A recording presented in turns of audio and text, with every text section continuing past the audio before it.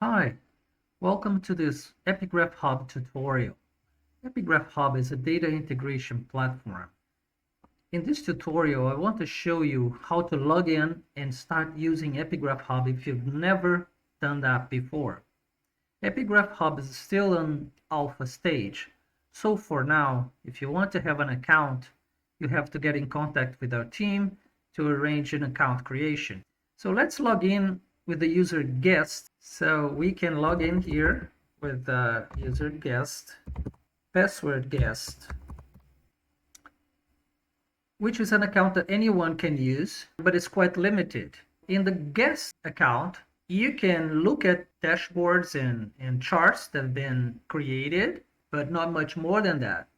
So for instance, let's look at this dashboard. This is what a EpiGraphHub dashboard looks like. So here you have daily COVID cases in Switzerland.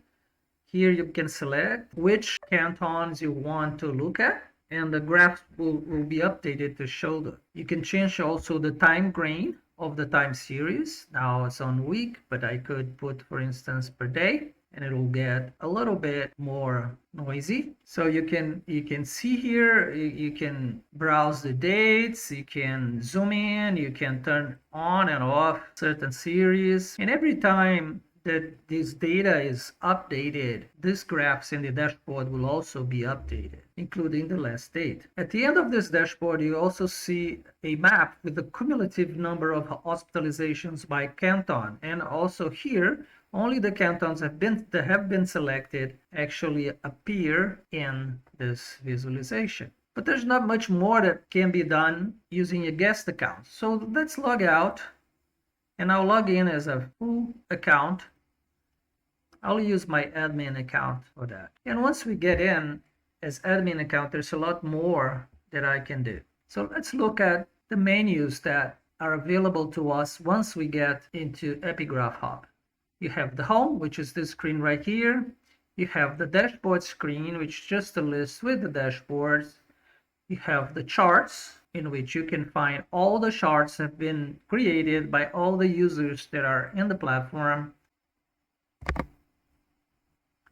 So in the data screen, you can find a list of databases, data sets, saved queries, and query history.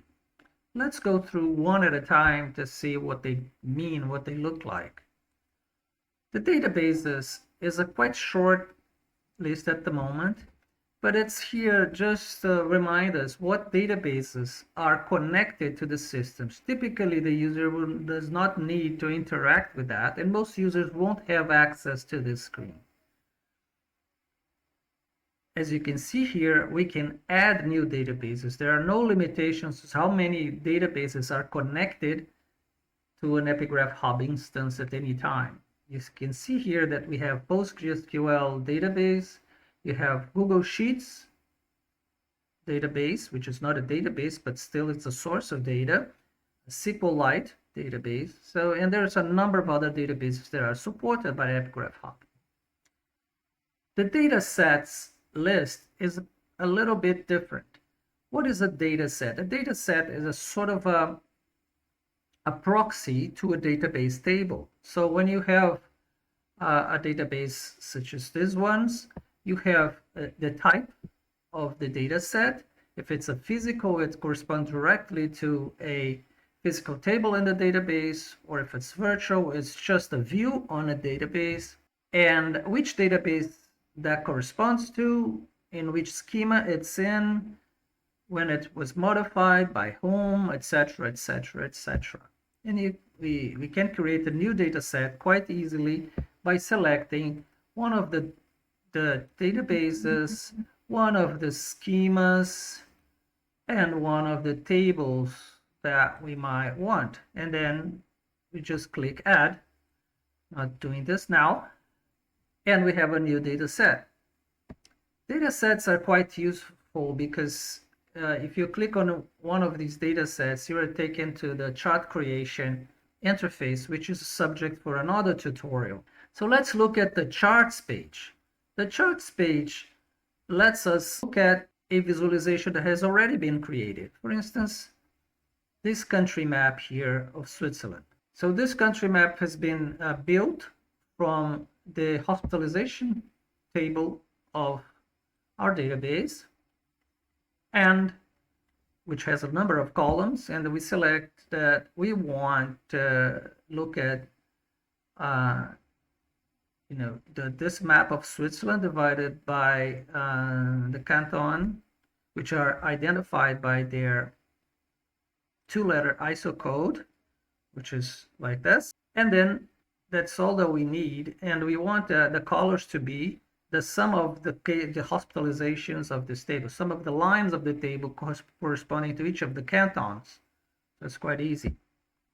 And then once we've done that, we can run the query and we will generate that.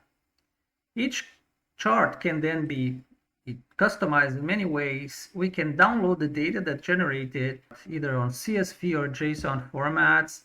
We can select, get an HTML code to embed this chart into a web page, an external web page.